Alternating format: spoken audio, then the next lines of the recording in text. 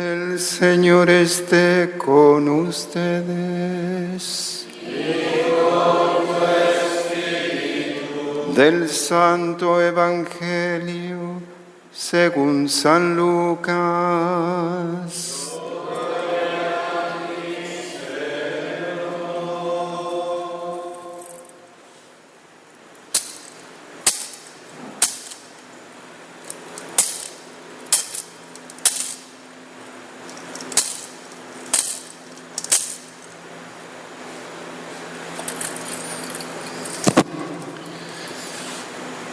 En aquel tiempo caminaba con Jesús una gran muchedumbre, y él, volviéndose a sus discípulos, les dijo: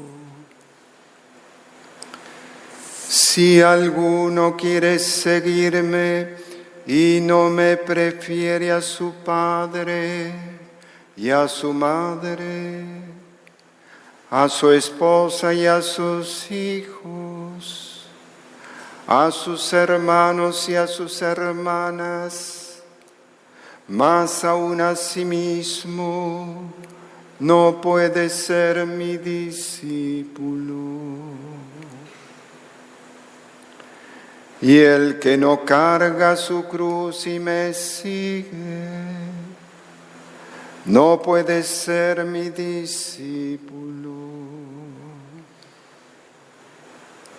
Porque ¿quién de ustedes, si quiere construir una torre, no se pone primero a calcular el costo para ver si tiene con qué terminarla? No sea que, después de haber echado los cimientos, no pueda acabarla y todos los que se enteren comiencen a burlarse de él diciendo: este hombre comenzó a construir y no pudo terminar. ¿O qué rey que va a combatir a otro rey no se pone primero a considerar si será capaz de salir con 10,000 soldados al encuentro del que viene contra él con 20,000?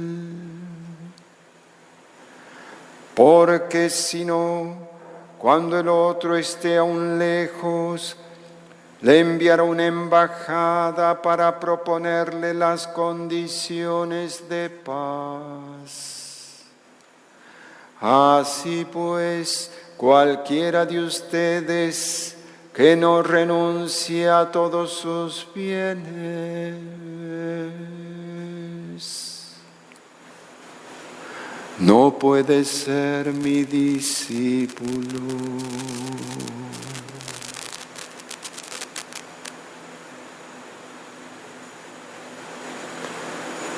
Palabra del Señor. Gloria a ti, Señor Jesús. Tomamos asiento.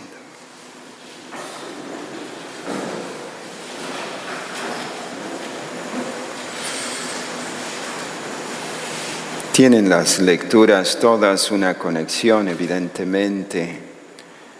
San Pablo le escribe a Filemón,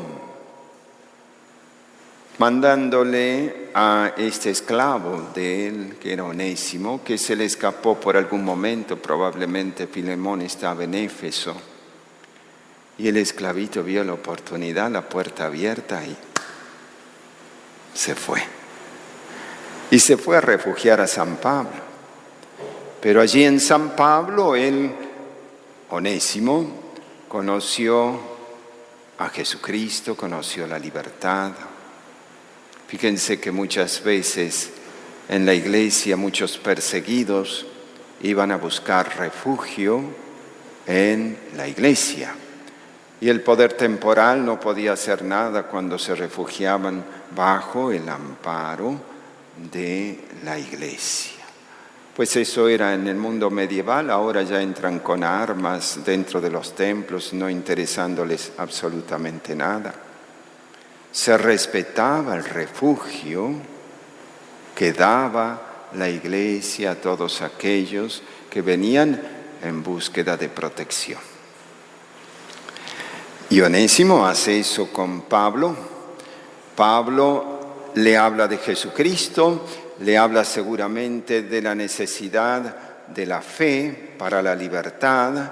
Tenemos aquí en esta carta un hermoso grito de libertad para tomar en cuenta más adelante el hecho de que en las sociedades renunciasen ya a la esclavitud. Porque al final de cuentas todos tenemos la misma dignidad humana. Y eso se fue comprendiendo de a poco y gracias a la Iglesia con la predicación de lo que implica la dignidad de la persona frente a los ojos de Dios, es que el mundo comenzó a dejar de a poco, sabemos de a poco, porque hasta el siglo XVI, XVII y más aún existía la esclavitud. Gracias a San Pablo comprendimos todos a través de los tiempos que un esclavo también puede ser hijo de Dios y tiene la misma dignidad de un patrón.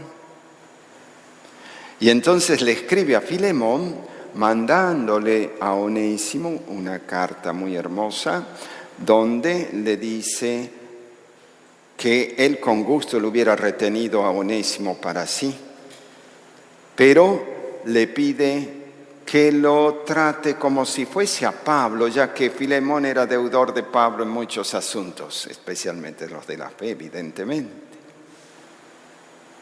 Por lo tanto, si me consideras como compañero tuyo, le dice a Filemón, recíbelo como a mí mismo. Si yo te caigo bien, yo te he enseñado la fe, tú me debes, yo soy como tu padre espiritual, ese es el sentido de la carta, pues este hijo Onésimo ha conocido la fe, recíbelo como me recibirías a mí, a Pablo. Recíbelo a él, así. Se habrá sorprendido seguramente Onésimo de esta hermosa consideración que tiene Pablo para con él y también Filemón al recibir esta carta y muy probablemente se ha seguido la libertad del esclavo. Quiero entenderlo así porque fue casi como el primer grito de independencia de la esclavitud. El Evangelio nos propone no ser esclavos de nosotros mismos. Por eso decía que tienen una hilación perfecta las lecturas. Porque muchas veces somos esclavos de nosotros mismos. Arrojamos cadenas en nuestra alma, cadenas y prisiones de pecados, cadenas de vicios que nos van desordenando, o cadenas de amor propio, inseguridades. Queremos tener la seguridad de nuestros pasos en el futuro. Mis caminos no son tus caminos, mis mandatos divinos hay que reconocerlos siempre, pero hay veces que nosotros nos proponemos caminos en la vida que no son los caminos del Señor y tenemos que recordar esto. Somos como arcilla de barro en las manos de Dios, así dice el profeta. No puedo hacer yo, casa de Israel, lo que yo quiera con un pedacito de arcilla. ¿Por qué la arcilla es tan levantisca con su alfarero y empieza a decirle: a mí me gustaría ser así, me gustaría un puesto importante en la vida y me gustaría esto y me gustaría el otro? Masa de barro no me sirve si me estás imponiendo tú tus consideraciones, agarra otro al alfarero y empieza su tarea. Y el alfarero se sorprende que esta masa nueva no le dice nada y está dispuesta a recibir absolutamente la forma que Dios quiere como arquitecto supremo de la vida personal, lo que Él quiere con cada uno. Pues así somos en las manos del Señor. Somos como pequeños elementos de barro que tenemos nuestra dignidad porque Él nos ha creado, pero para hacer la voluntad de Dios en todo momento. Y el Señor invita acá, sobre todo a aquellos que son discípulos, aquellos que están llamados a seguirlo más de cerca, pero voy a hacer una aplicación también para otros elementos. Los que quieran seguir más de cerca al Señor, ¿qué significa? Aquellos que quieren vivir como el Señor vive, es decir, una vida entregada al Evangelio, a la predicación del Evangelio, entregada a la pobreza, a la obediencia, a la castidad, entregada, como diríamos hoy, a la vida consagrada, pues tienen que renunciar a muchas cosas, tienen que renunciar al papá, a la mamá, a la herencia, tierras, hermanos, hermanas, campos. Ya en otro momento le dice, ¿y nosotros qué vamos a recibir a cambio? Le dice San Pedro. El 100 por 1 en esta vida y la vida eterna en la otra. Vaya qué premios hermosos tiene el Señor para aquellos que son capaces de escuchar la llamada del Señor, llama al corazón a seguirlo de cerca, es decir, para propagar el Evangelio.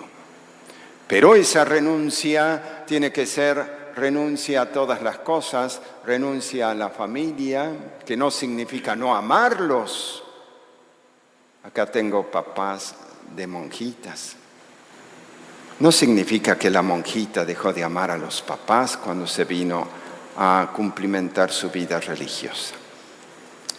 Aun cuando es duro para los papás, claro que es duro.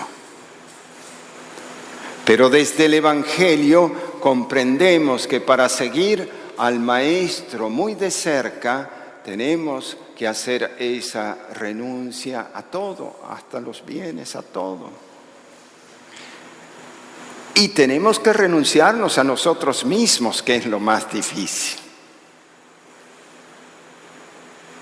No solamente a las cosas y bienes que tenemos, no solamente a los hermanos, a las cercanías de nuestros parientes, a nuestros amigos. Tenemos que renunciar a todo por amor a Jesús. Decía una vez una psicóloga que hacía los psicodiagnósticos en el seminario allí en San Rafael, Argentina, muy buena psicóloga, decía ella, yo me admiro como cualquiera que viene aquí de afuera, jóvenes que tienen algunas profesiones, algunos que son muy buenos mozos, otros no tanto, algunos que tienen toda la vida por delante, que podrían perfectamente casarse, tener familia, tener hijos. Me admiro de lo que es el llamado de Dios. ¿Cómo será ese llamado que golpea la conciencia y el corazón de una jovencita o de un varón, generalmente a temprana edad, 18 y más años, algunos de antes, que son capaces de dejar todo? Es decir, que ese llamado es superior a todas las otras cosas que en el mundo existen. Es un milagro grandioso si lo vemos así. Yo me admiro que en medio de un mundo tan mundano el Señor saque vocaciones muy claras para seguirlo. En medio de las distracciones del mundo, Muchas veces porque el Señor llama no solo a aquellos que están de camino al Señor. San Pablo no estaba de camino al Señor cuando lo llamó allí cerca de Damasco. Saulo, ¿por qué me persigues? ¿Qué quieres que haga? Pues renunciarse a nosotros mismos cuando clama y Dios rompe nuestra sordera y abre los ojos porque es Él el que está llamando al corazón y uno no sabe entenderlo racionalmente porque sobre todo es un llamado aquí cordial. Dios habla al corazón e insiste y golpea en el corazón y dice: te estás haciendo el sordo. Muchas veces, cuando uno dice: heme aquí, Señor, porque me has llamado, pues sabe que algo hay adentro, pero no es como una certeza matemática de 2 más 2, es una certeza superior, nada más que es una certeza desde la fe. El Señor quiere que hagas tuya la vocación. Y ahí está el mérito. No solamente Él llama, sino que espera que tú libremente respondas a ese llamado. Y entonces hay mérito, porque no te va a mandar un arcángel para decirte: hey, hace rato, despierta que te estoy llamando.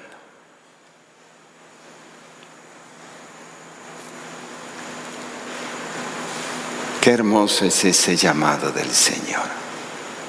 Cuántas maravillas han hecho hombres y mujeres que han seguido a lo largo de la historia de la Iglesia el llamado del Señor, muy de cerca así, renunciando a tantas cosas. Pensemos en la vocación de San Agustín, que se hacía el sordito ese llamado, ¿verdad?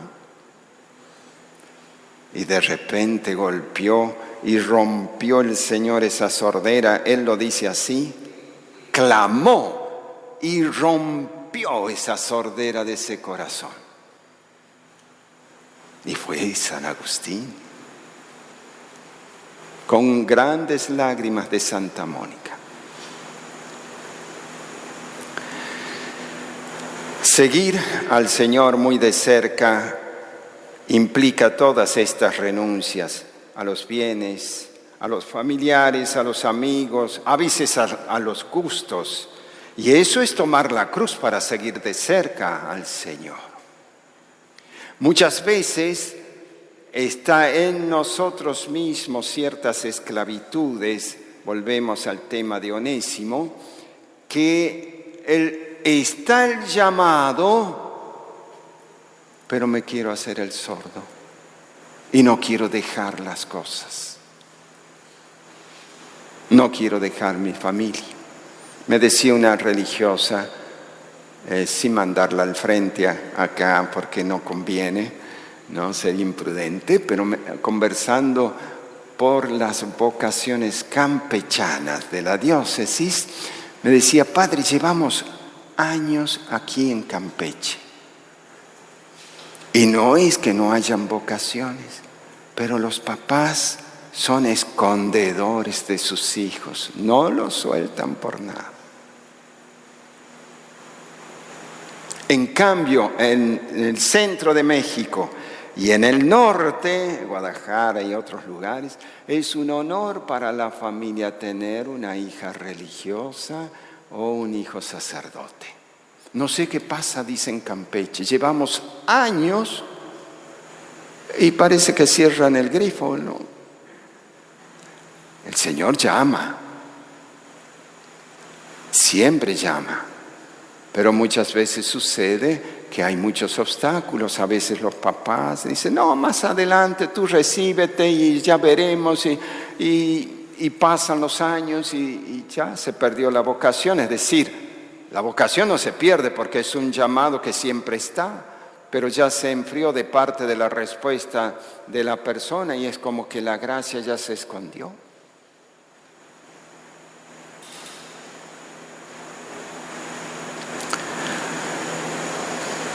Fíjense que es también hablando de las varias vocaciones que tenemos o estados de vida, que son 3 fundamentalmente: vida de casados en la vida matrimonial, vida de consagrados o vida laical de solteros, o consagrados también, en definitiva podría decirse que está en el segundo puesto, porque hay laicos consagrados también, ¿verdad?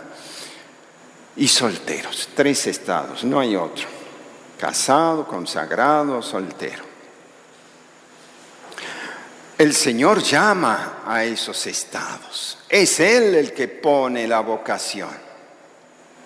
Es Él que en su plan divino, cuando te ha pensado desde toda la eternidad, ya ha determinado qué cosa vas a cumplimentar en la vida, porque Él ya tiene un programa de vida para tu felicidad. Muchas veces pasa que algunas personas que están en el ambiente familiar muy enrarecido, porque se viven en la familia con muchas peleas, el papá es alcohólico y hay muchos líos en la familia, entonces una muchachita jovencita se escapa enganchándose con el primero que le pasa en la vida, ¿no? Y se escapa de la casa, se va, se casa, y en el mejor de los casos se casa, ¿no? Porque si no se va y vive así. Pues ahí ni se escuchó el llamado, ¿no? Se huyó de una situación. Hay veces que eso puede pasar también en la vida consagrada, cuando en el ambiente de familiares, no sé, un campo de batalla minado, también el jovencito o la mujercita prefieren salir de casa huyendo, ¿no? Y se va, creyendo que esa es su vocación. Y también puede fracasar, porque hay que escuchar primero la voz de Dios.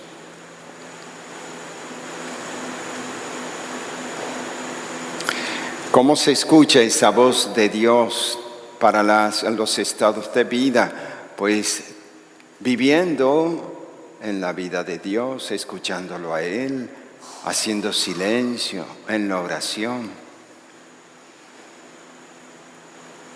Muchos de esos matrimonios exigidos por situaciones de exigencia familiares y por escapismos, que se han tomado decisiones a las apuradas, tratando de esta situación de salvataje, por así decir, de clamorosa que vivía en la familia, puede suceder que se tenga la fortuna de encontrar a alguien bueno, pero muchas veces no son buenos esos matrimonios ni esas decisiones en la vida consagrada. Entonces, el análisis tiene que ser muy claro y muy sobrenatural. Yo quiero ser discípulo del Señor porque me quiero escapar o porque Dios me está llamando. Quiero casarme con fulano de tal porque verdaderamente lo amo o quiero escaparme de una situación.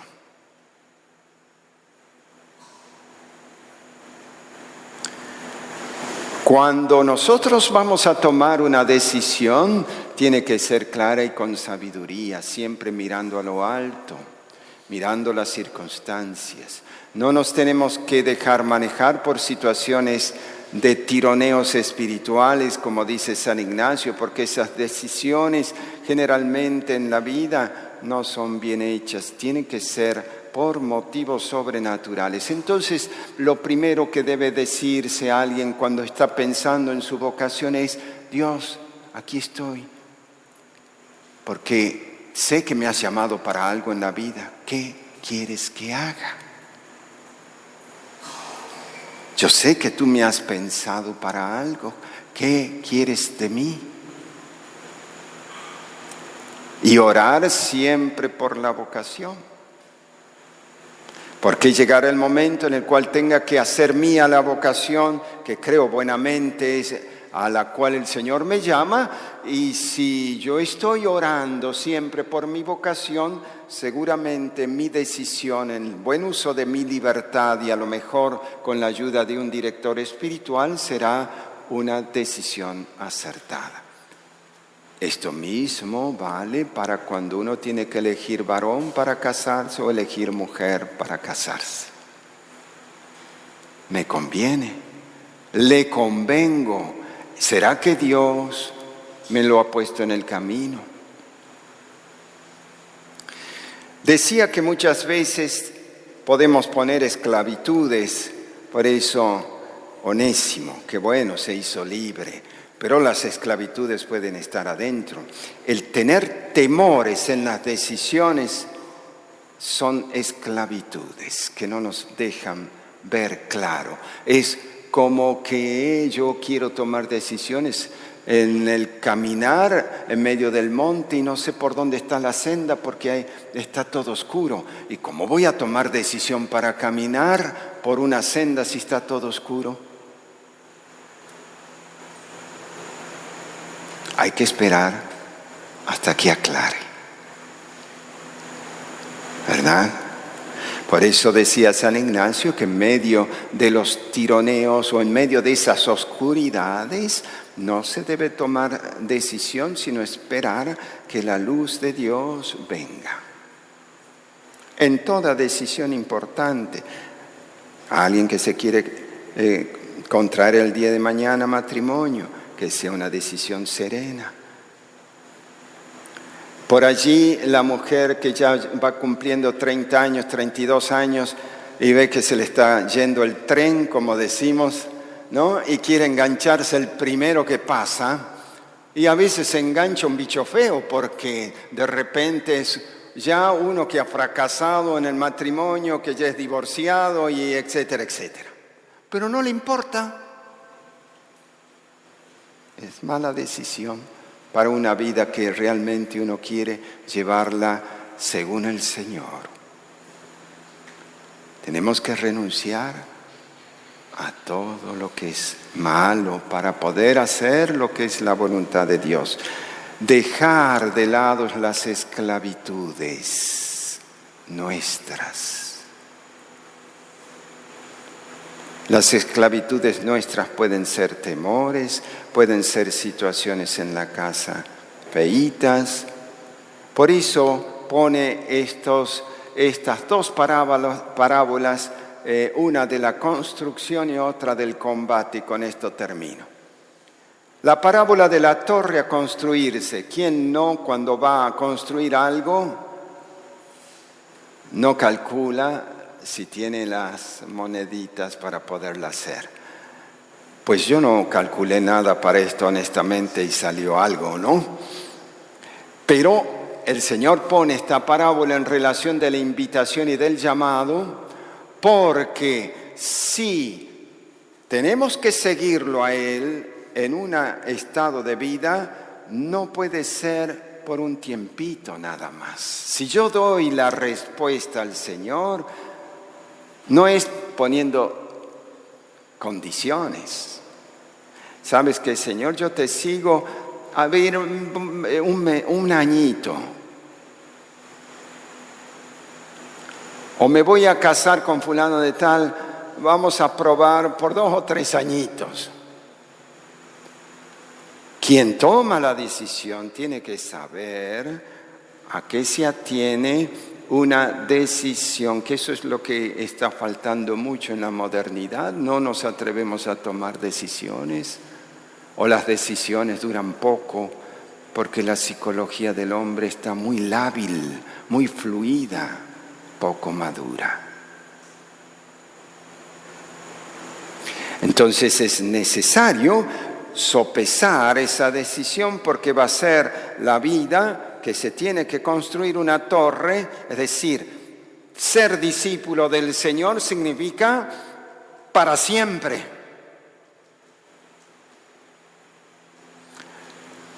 Lo mismo el que se casa, no es por un tiempito.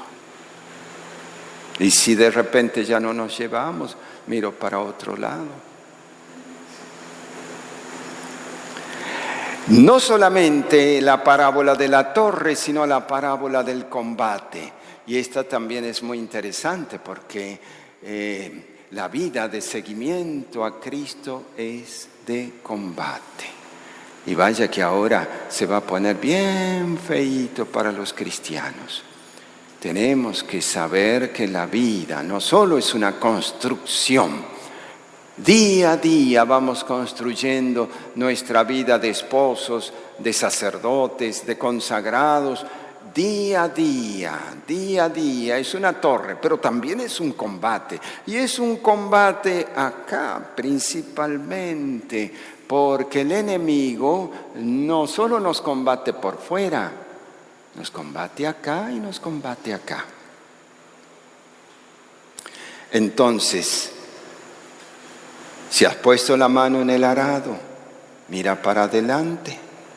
Y si sabes que la vida de ser cristiano significa combatir, porque significa combatir, no seas como esos gallos de riña que los ponen en el rodeo y al primer chuzazo que le da el otro ya salen volando para afuera. Un cristiano se muestra en el combate. Si realmente estás convencido de lo que has asumido. Por eso decías magníficamente San Ignacio de Antioquía, aquel glorioso mártir, obispo de Antioquía, que llevado a morir mártir en Roma, defendía su martirio y decía: cuando el cristianismo es combatido, lo que le toca al cristiano es mostrar grandeza de alma, ser como el yunque donde se templa la mejor espada a fuego.